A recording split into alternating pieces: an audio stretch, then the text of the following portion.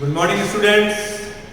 Class 8 SST, and in today's video we are going to third part of SST, that is civics. Chapter number 11, the Indian Constitution. पिछले दो parts में हमने जो SST के parts हैं, एक history है, उसके इनिशियल दो चैप्टर किए हैं, इसके अलावा जियोग्राफी है, उसका एक चैप्टर किया था, और आज हम सिविक्स का एक पहला चैप्टर करने वाले हैं, द इंडियन कॉन्स्टिट्यूशन. तो before reading and going through this chapter we must know what is constitution.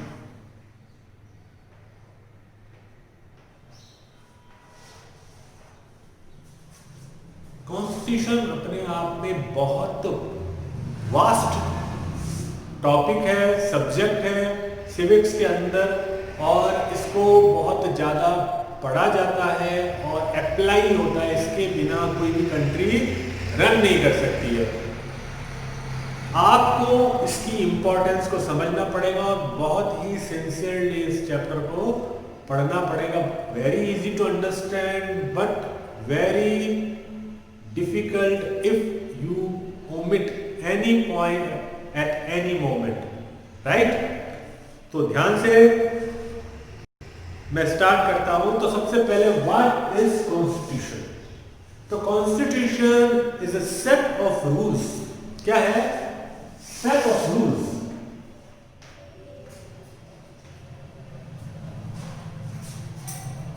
according to which the government of country runs. तो क्या होता है? गवर्नमेंट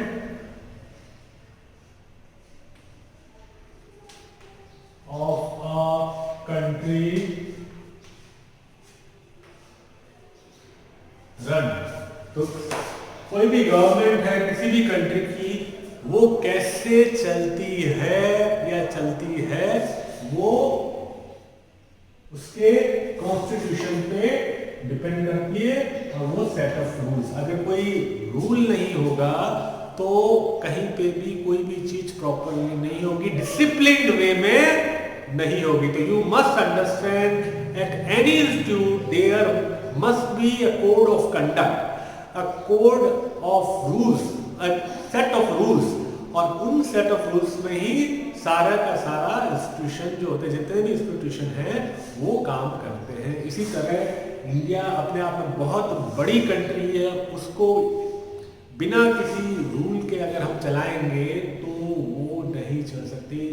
डाइवर्सिटी बहुत ज़्यादा है, कल्चरल, किसी रिलीजन, डिफरेंट कास्ट, ज्योग्राफी, स्टार्टा भी चेंज है, अलग अलग बॉर्डर में अलग अलग कंट्रीज हैं. तो सारी चीज़ों को अगर हम देखें तो इस कंट्री को प्रॉपरली मैनेज करने के लिए, चाहे वो लोगों की हार्मनी को देखें, लोगों के डेवलपमेंट को देखें, या फिर हम कंट्री के डेवलपमेंट को देखें या इंटीग्रिटी को देखें, सब चीज को अगर हम कंसिडर करें तो सेट ऑफ रूल चाहिए. और इसी सेट ऑफ रूल को बोलते हैं जिसके थ्रू गवर्नमेंट चलती है, जिसके पॉइंट्स लिखे हुए होते हैं, उसको कॉन्स्टिट्यूशन बोलते हैं. Why does a country need a constitution? तो मैंने आपको ऑलरेडी ये एक्सप्लेन किया है कि क्यों एक कंट्री को कॉन्स्टिट्यूशन की रिक्वायरमेंट होती है, नीड होती है. बिना कॉन्स्टिट्यूशन या बिना रूल्स के कोई कंट्री क्यों नहीं चलती? और मोनार्की पीरियड मतलब जब किंग जो था वो, या डिक्टेटरशिप होती है, जब एक जन सुप्रीम होता है और उसके रूल्स के हिसाब से सब कुछ चलता है, उसके आदेश, उसके ऑर्डर्स में सब कुछ होता है, वो चाहे ये करे वो करे, कोई भी रिस्पॉन्सिबिलिटी वो किसी को भी दे सकता. और सबसे बड़ी बात, कोई अकाउंटेबिलिटी उसकी नहीं होती. अकाउंटेबिलिटी का मतलब ये कि अगर कोई जजमेंट जो होता है वो गलत देता है या सही देता है, उस जजमेंट को लेकर उसकी कोई भी अकाउंटेबिलिटी नहीं होती है. मोनार्की सिस्टम के अंदर every people of that territory जिस पे उनका डिक्टेटरशिप चलती है वो फॉलो करना पड़ता है. और ऐसे केसेस के अंदर डिसीजंस जो होते हैं वो अक्सर खराब होते हैं।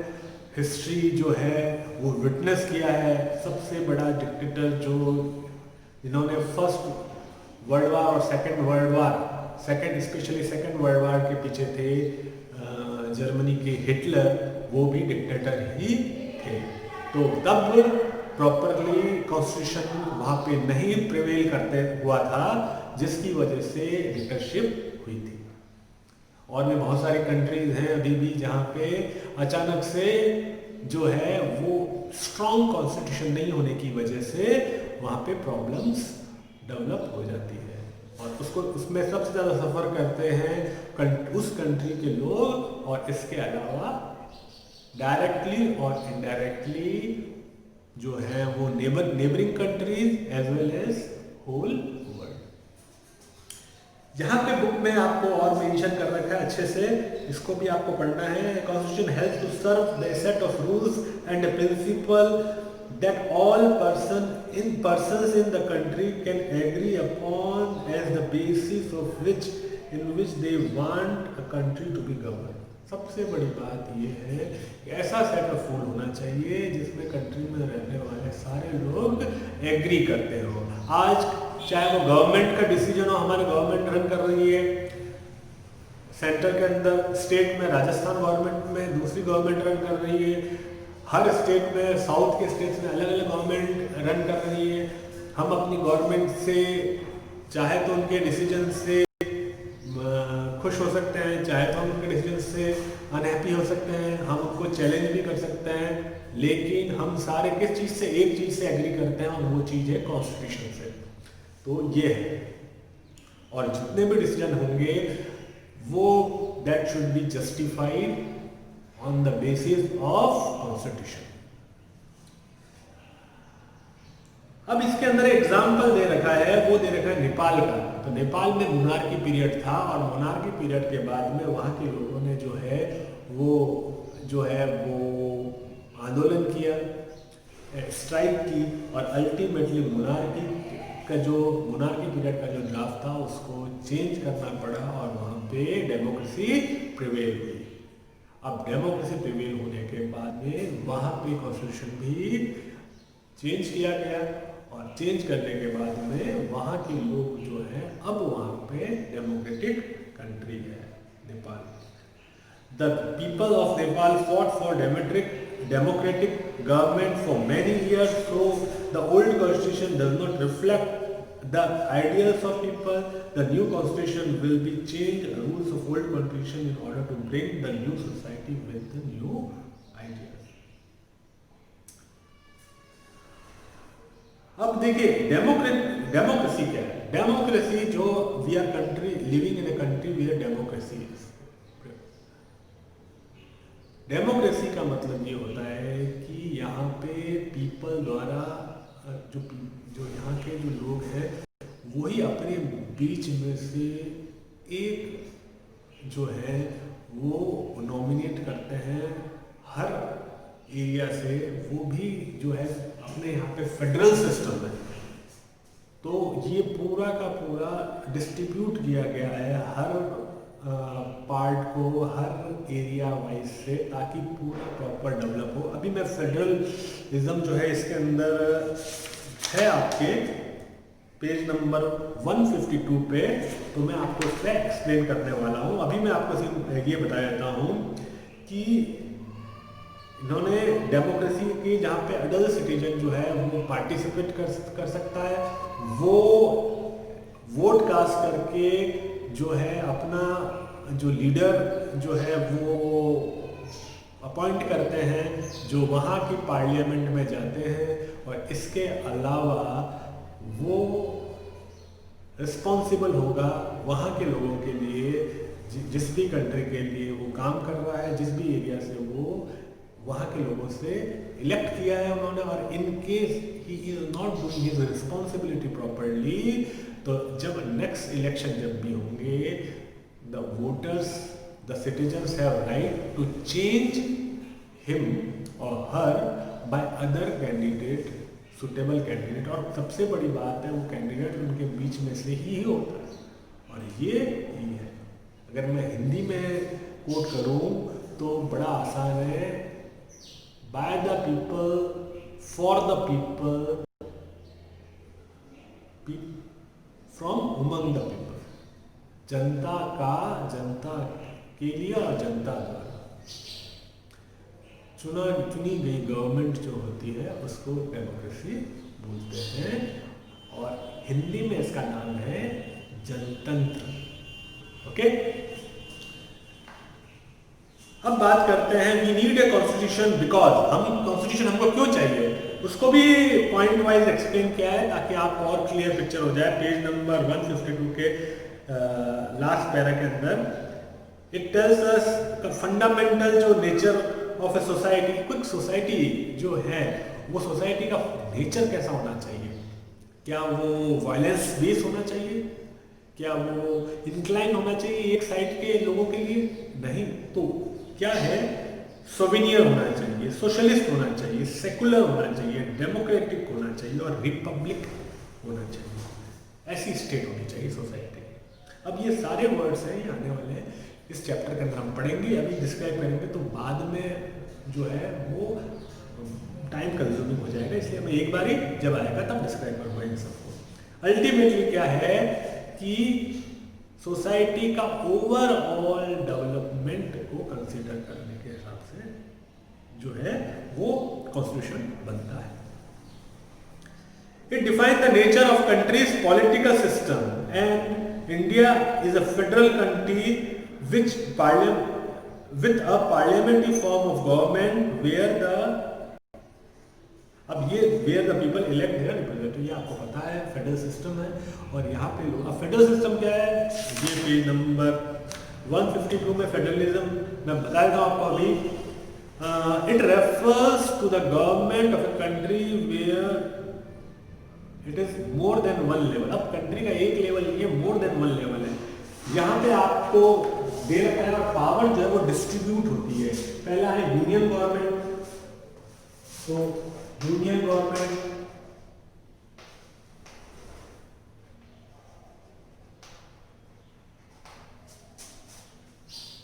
इसके नीचे जाएंगे तो स्टेट, हर स्टेट की गवर्नमेंट अलग होगी।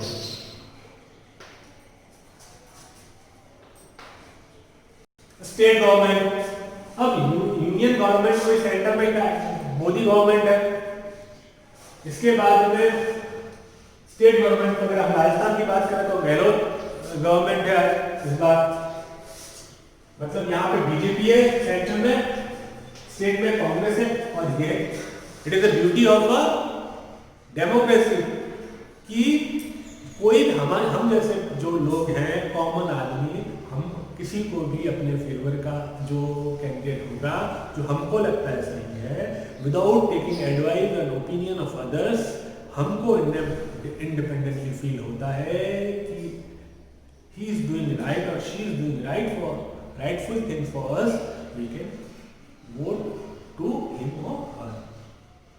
और 18 इयर्स जो एज है वो एज होती है, 18 इयर्स में वोट कास्ट कर सकते हैं।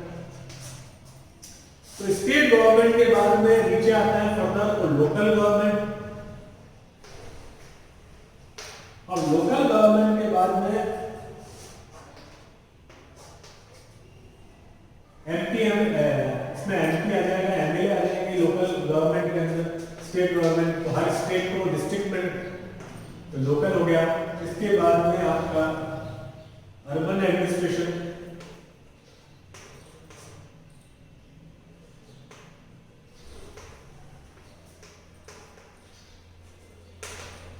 और रूरल,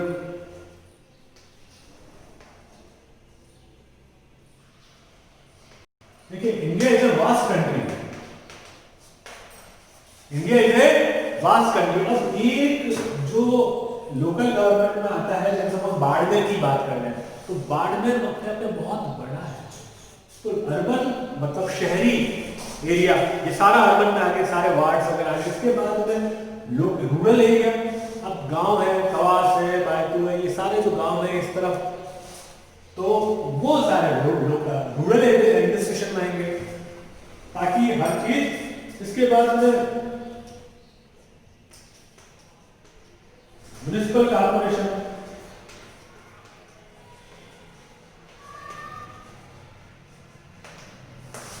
और इधर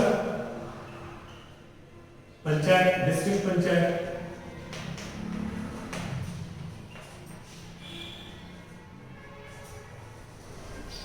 पंचायत के इलेक्शन की बात नहीं चल रही है अभी।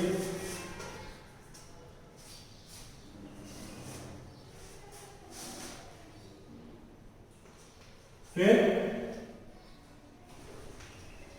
म्युनिसिपल काउंसिल और उसके फर्दर नीचे है नगर पंचायत, और इधर इस तरफ जाएंगे तो इंटरमीडिएट पंचायत और विलेज पंचायत। पेज नंबर 152 में ये फेडरलिज्म की एक्सप्लेनेशन है कि कैसे जो कॉन्स्टिट्यूशन के अंदर लॉ को गवर्न करने के लिए, पॉलिसीज को इम्प्लीमेंट करने के लिए गवर्नमेंट जो है ईच लेवल पे, इंडिया के ईच लेवल पे है, तो इट रेफर्स टू, फेडरलिज्म की डेफिनेशन क्या है, to the government of a country at more than one level. इसके बाद में इसको एक्सप्लेन किया है। तो ये आपको एक तो ड्राइंग है वो आपको बनानी है और लर्न भी करनी है, फेडरलिज्म की डेफिनेशन तो डेफिनेटली है। इसके बाद हम बात करते हैं थर्ड पॉइंट की, जो वापस आते हैं पेज नंबर 150 के ऊपर, और थर्ड है Indian constitution provides a chapter on a fundamental right. बहुत इंपॉर्टेंट बात है, हमारे जो राइट्स हैं एंड हमारे जो ड्यूटीज है, दोनों के लिए duty, protect them from misuse of power of the political leader. बहुत इंपॉर्टेंट बात, हमारे राइट, फंडामेंटल राइट,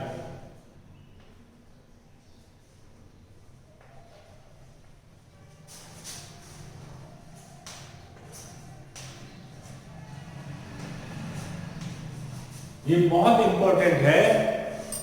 आप right to speech, right to worship any religion you want. आप कोई भी रिलीजन बिलीफ है, आपका रिलीजियस बिलीफ है, उसको प्रोटेक्ट करने का काम कौन करता है? कॉन्स्टिट्यूशन। और फंडामेंटल जो राइट्स हैं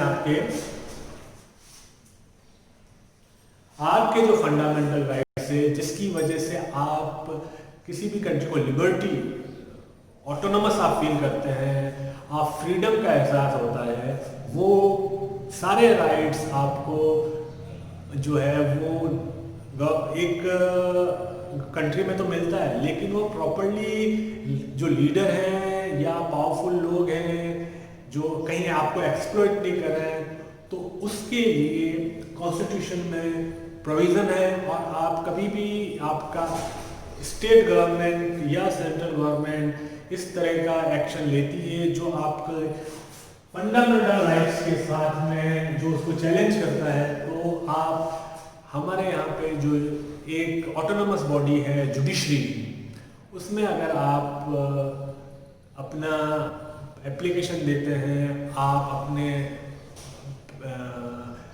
जो आपकी इशू है उसको लेके जाते हैं, रेस करते हैं, तो डेफिनेटली आपको जो है वो एक जस्टिस मिलता है, आपके जो राइट्स हैं वो प्रोटेक्ट होते हैं। तो वो राइट कैसे प्रोटेक्ट होते हैं? वो बेसिकली इसलिए प्रोटेक्ट होते हैं क्योंकि आपके कॉन्स्टिट्यूशन में वो क्लॉज दे रखे हैं। इसके बाद में फोर्थ है democracy is a government by majority, but it doesn't mean that minority should be neglected. Minority have to be protected from dominant rule of majority. अब देखिए, democracy is a government by majority. Majority जो होता है उसकी government बनती है, vote majority वाले cast करते हैं, लेकिन इसका ये मतलब नहीं मेजॉरिटी ऑफ, जैसे 100 लोगों ने वोट कास्ट किया तो 70% ने ए को वोट दिया और 30% ने बी को वोट दिया तो मेजोरिटी होगी ना, जो जिसको ज्यादा वोट मिलेंगे मेजोरिटी में मिलेंगे, तो ए इज द विनर और बी लॉस्ट। तो ए विनर है, इसका इज डजंट मीन कि जो जब ये गवर्नमेंट फॉर्म करेंगे तो वो बी के जो जितने भी राइट्स हैं उनको एक्सप्लॉइट करेंगे, माइनॉरिटीज का ध्यान नहीं रखेंगे।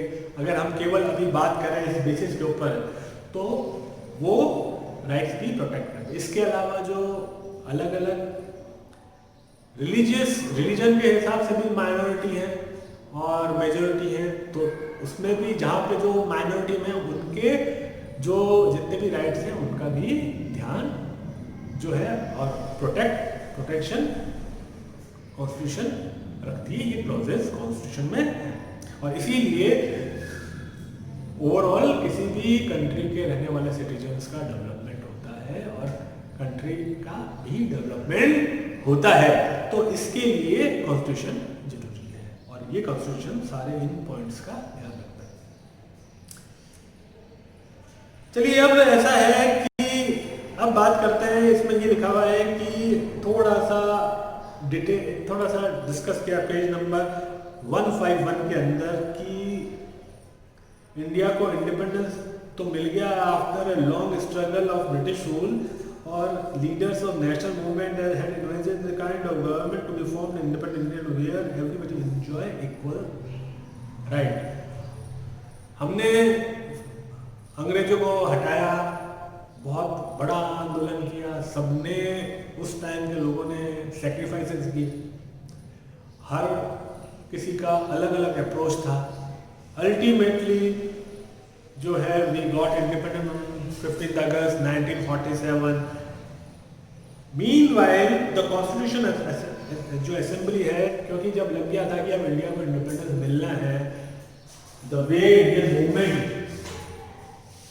वर conducting by that time, so had been conducting by that time before 1947। तो ये मेक श्योर किया गया कि कैसे उस इंडिपेंडेंस के बाद में जो है कंट्री को रन किया गया है। तो इसके लिए 1946 9 दिसंबर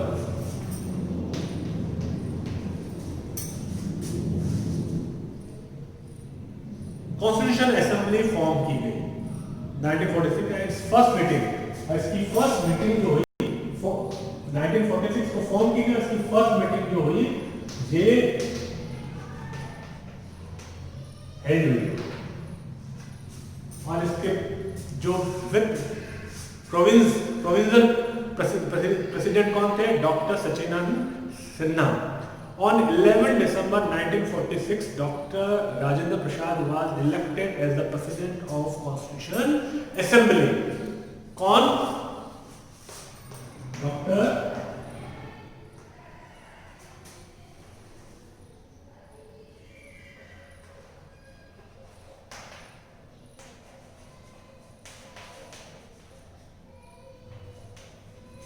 और इसी का चेयरमैन कौन बनाया गया?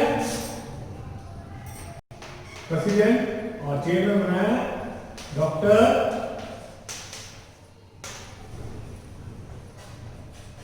अम्बेडकर।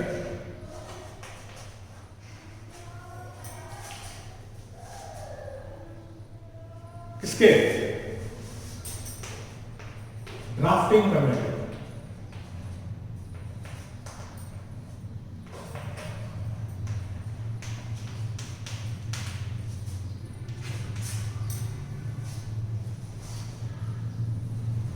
लेकिन तब मुस्लिम लीग भी इसमें मेंबर्स, मुस्लिम लीग के भी मेंबर्स जो थे वो इस सारे जो मेंबर्स थे इसके कॉन्स्टिट्यूशन असेंबली के उसमें शामिल थे। After dispute there is some because the leader was Jinnah, Mohammad Ali Jinnah was the dispute leader of Muslim League तो उन्होंने डिसाइड किया वहां से अलग होने के लिए, इससे कॉन्स्टिट्यूशन असेंबली से और कब हुए ये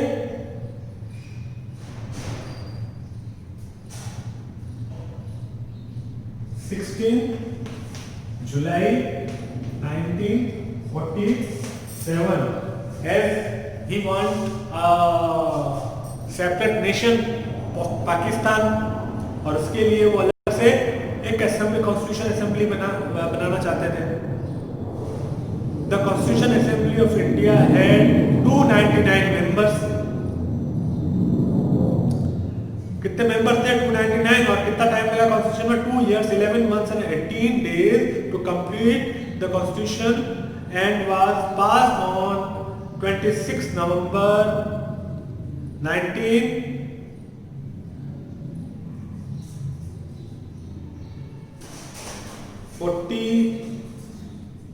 इसका जो ईयर है वो 46 लिख रखा है, 46 नहीं होना चाहिए, 48 होना चाहिए, या सॉरी 49 होना चाहिए। I have to check it out कि ड्राफ्ट जो प्रिपेयर हुआ उसको मतलब ऑलमोस्ट 3 years लगे, तो आदमी मान लीजिए इसके बाद 3 years, इट इज अराउंड 49 के आसपास होगा। और इसको इम्प्लीमेंट किया गया 26 जनवरी 1950, राइट? 26 जनवरी, ये तो पता है सबको। फॉर्म 19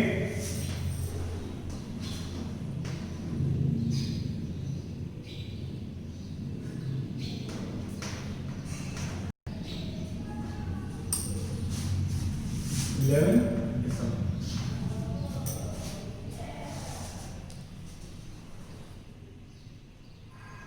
Sorry, 11 26 November फॉर्म हुआ था 26 नवंबर 1950। The task of a constitution assembly was a difficult one. India became independent in 1947 और एक्चुअली क्या है कि 1947 में तो इंडिया इंडिपेंडेंट हो गई थी, और तभी ये अपना कॉन्स्टिट्यूशन फॉर्म हो रहा था, और इंडिया तब रन कर रही थी उस पीरियड में जो पुराना जो कॉन्स्टिट्यूशन था उसके बेसिस के ऊपर। तो ये बड़ा डिफिकल्ट था। क्यों? जैसे मैंने आपको पहले भी बताया था कि इंडिया के अंदर जो है डिफरेंट कास्ट रिलीजन के लोग रहते हैं। इसके अलावा यहाँ पे ये हर आप 10 किलोमीटर्स के बाद चले जाएंगे तो वहाँ पे लैंग्वेजेस अलग है, कल्चर अलग है। ईस्ट के में कल्चर अलग है, वेस्ट में कल्चर अलग है, साउथ में कल्चर अलग है, नॉर्थ में कल्चर अलग है।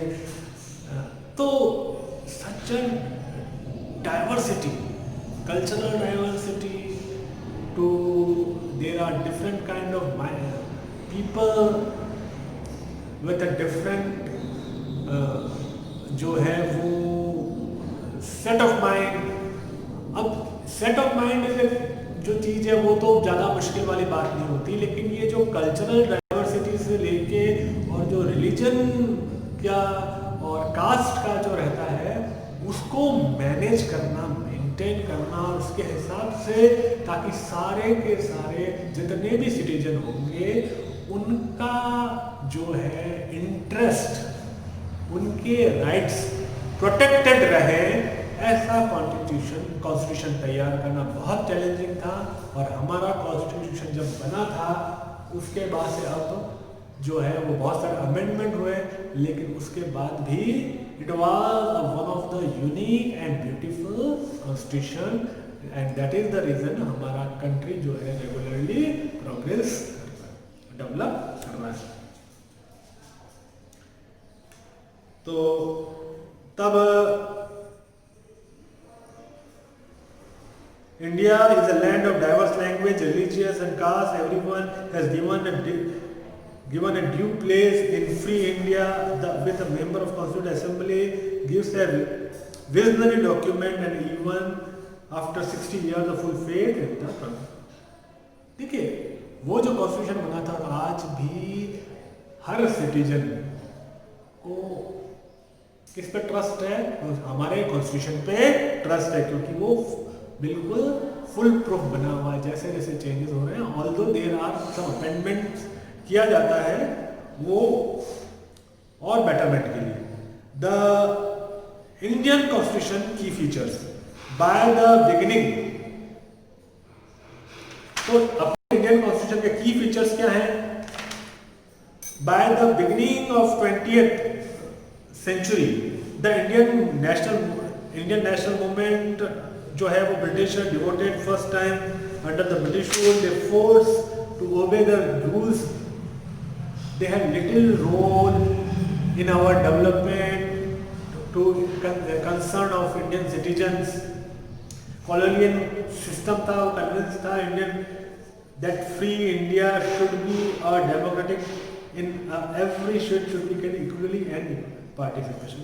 And definitely Indians were convinced and they fought for it कि after freedom के बाद ही हर सिटीजन इक्वली राइट्स के साथ में इक्वली ट्रीटेड होगा, इक्वल अपॉर्चुनिटी मिलेगी।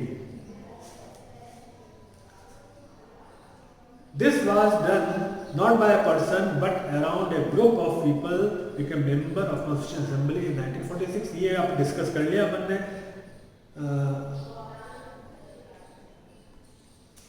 डाइवर्सिटी, सोशल इकोनॉमी, ये already I have discussed everything and you should go through it once. Federalism मैंने पढ़ा दिया आपको।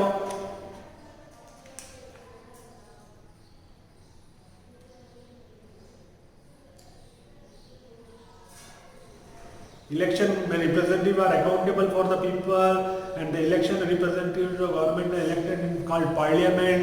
पार्लियामेंट में के अंदर बिल्कुल जो रिप्रेजेंटेटिव होते हैं वो पार्लियामेंट, और पार्लियामेंट में लोकसभा और राज्यसभा, इसमें लिखा हुआ है यहाँ lower house and upper house.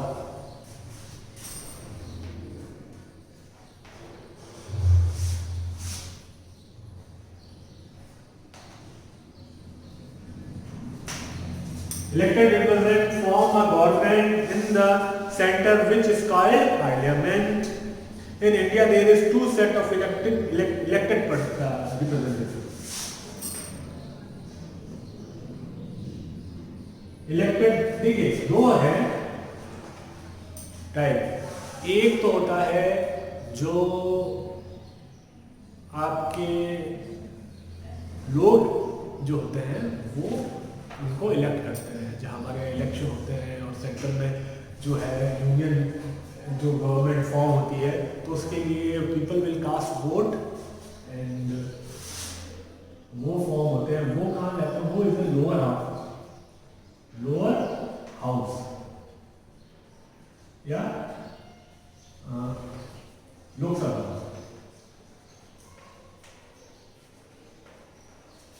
और जो इलेक्टेड रिप्रेजेंटेटिव्स हैं वो चाहे वो स्टेट गवर्नमेंट के और स्टेट गवर्नमेंट में से और कुछ और या फिर सेंट्रल गवर्नमेंट के हो, मतलब यूनियन गवर्नमेंट के हो, वो कुछ रिप्रेजेंटेटिव इलेक्ट करते हैं, उनको बोलते हैं वो कहाँ? Upper house.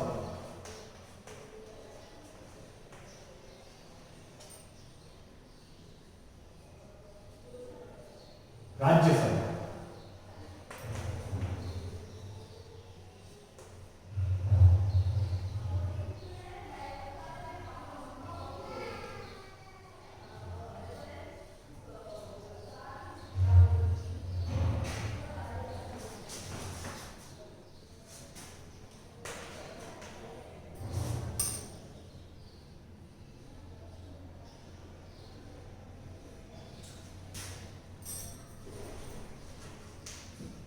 अच्छा, राज्यसभा अपर हाउस के लोग जो होते हैं,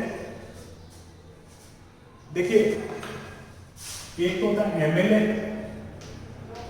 मेंबर ऑफ लेजिस्लेटिव असेंबली, एक होता है MP, member of parliament. Parliament के जो मेंबर होते हैं वो बेसिकली यूनियन गवर्नमेंट के जो होता है इलेक्शन होते हैं हर 5 इयर्स के अंदर वो। इसी तरह स्टेट गवर्नमेंट के इलेक्शन होते हैं, उसके अंदर जो इलेक्ट होते हैं उसको बोलते हैं MLA, member of legislative assembly. अब ये एमएलए जो होते हैं अपनी स्टेट के कुछ रिप्रेजेंटेटिव सेलेक्ट करते हैं। वो रिप्रेजेंटेटिव जो है किसी न किसी फील्ड में intellectuals, author, writer, sports person, ये सारे साइंटिस्ट, ये सारे उनमें से डिफरेंट फील्ड में से सेलेक्ट करते हैं ताकि वो जो है न केवल अपने स्टेट को रिप्रेजेंट करें पार्लियामेंट में, बल्कि जो है अपर हाउस जो कंट्री के डेवलपमेंट के लिए एक जो लोअर हाउस में जो पॉपुलैरिटी है उसके अलावा जो विजनरी है उस चीज को ध्यान में रखते हुए अपर हाउस में को फॉर्म किया गया था, वो वहां से सेलेक्ट होते हैं। तो ये कॉन्सेप्ट है इस लोअर हाउस और अपर हाउस के जो है मेंबर्स का। इसके पीछे क्या रीजन है, क्यों इसकी जरूरत पड़ी, केवल इससे भी काम तो चल सकता था।